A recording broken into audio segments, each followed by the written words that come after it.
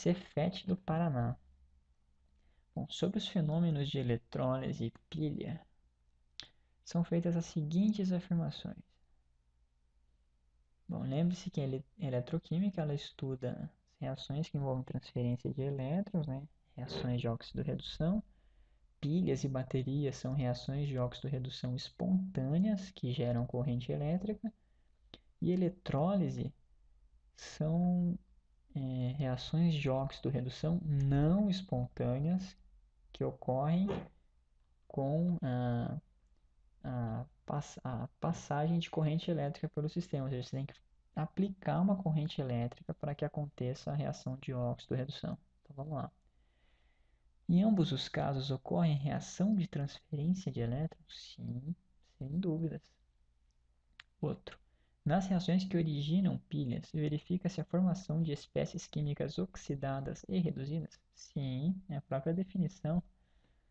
Nas eletrólises, observa-se o surgimento de substâncias oxidadas e reduzidas? Sim. Eletrólise é um processo que consome energia? Sim. Você consome energia para que ela aconteça. Você tem que aplicar uma energia, uma corrente elétrica, para que a reação de óxido-redução de interesse aconteça.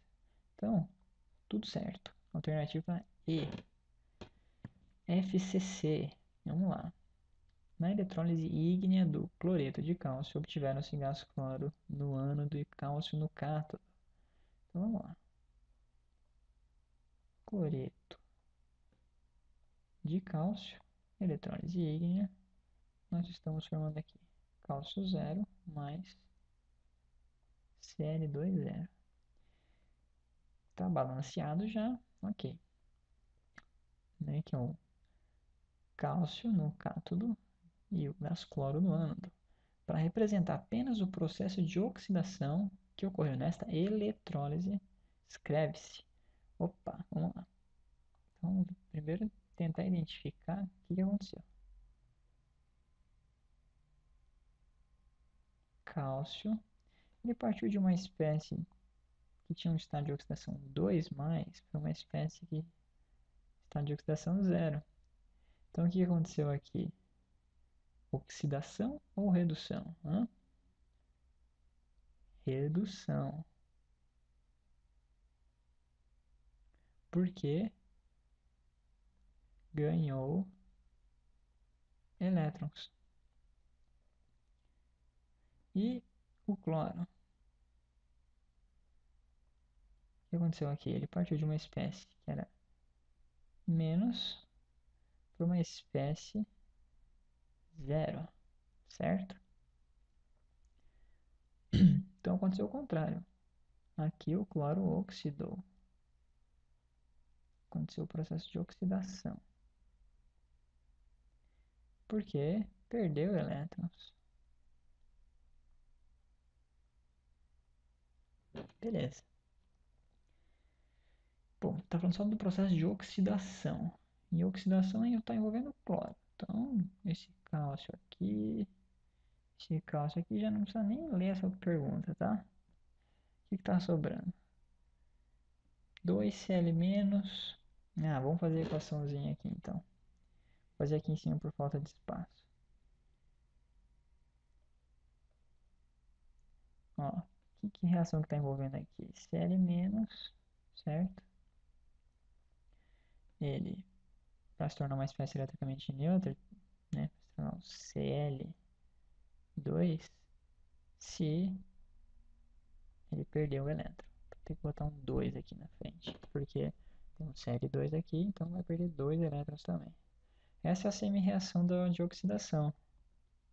Semi-reação catódica nesse caso. Ou foi semi-reação anódica nesse caso, tá? Semi-reação que aconteceu no ânodo. Por que que... Bom, o que aconteceu no outro caso, então? Nós tínhamos a redução do cálcio, né? Espécie cálcio 2+, aqui, cálcio 2+, mais 2 elétrons, gerou a espécie reduzida cálcio 0, ok? Bom, então as alternativas que sobram, ó, a semi-reação vai apresentar apenas a semi-reação de oxidação, é essa daqui, ó, tá? Que é a alternativa B. Por que que a, vamos ver, a D está errada? 2 Cl- mais 2 elétrons vira o Cl2? Não. Ó, vamos pensar. O cloro já tem uma carga negativa. Se ele ganhasse mais duas, ele ia virar Cl3-, tá? Tá errado. Cl2- mais elétron vira o Cl0. Nossa, Cl2 é carga zero, não é nem menos. Então já tá errado também. Ok, então a alternativa certa é B. Outro exemplo. Em uma eletrólise aquosa, os íons H+ provenientes da água irão competir com os cátions provenientes do eletrólito em questão. Sabe-se que os íons H+ da água, eles tendem a perder sua carga elétrica, descarga, ou seja, eles tendem a reagir no lugar do cátion do eletrólito, preferencialmente quando os cátions do eletrólito são cátions de metais alcalinos, alcalinos terrosos e o alumínio. Supondo uma eletrólise aquosa qualquer, assinale a alternativa em que contenha o cátion que descarregará preferencialmente em relação ao íon H+ proveniente da água. Ou seja, a água aqui, o H+ da água, ele falou que vai reagir no lugar do cátion do eletrólito se esse cátion for um metal alcalino, alcalino terroso ou alumínio.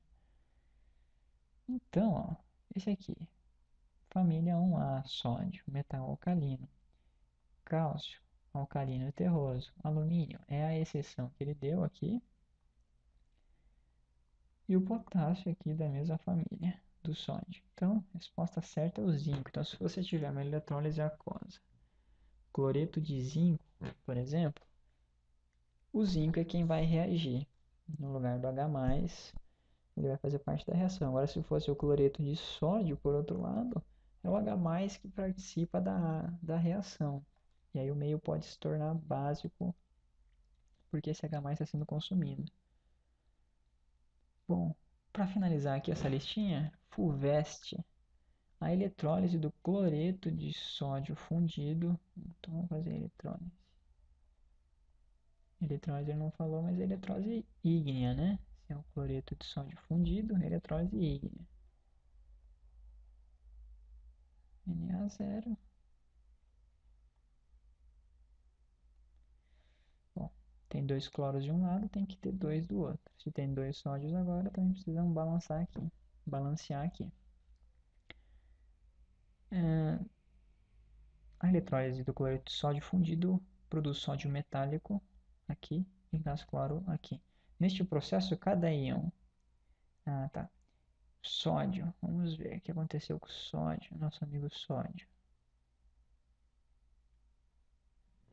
Ele passou de sódio mais, então ele tinha uma carga mais, para uma carga zero. Aqui mais, né, para zero. Então ele reduziu.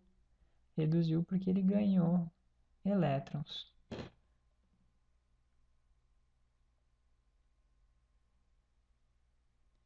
Ele ganhou uma carga, ele tinha uma carga positiva, ele ganhou um negativo, ficou zero. Por outro lado, então, nosso amigo cloro. Ele tinha aqui uma carga 1-, passou para uma carga zero. Ele perdeu elétrons,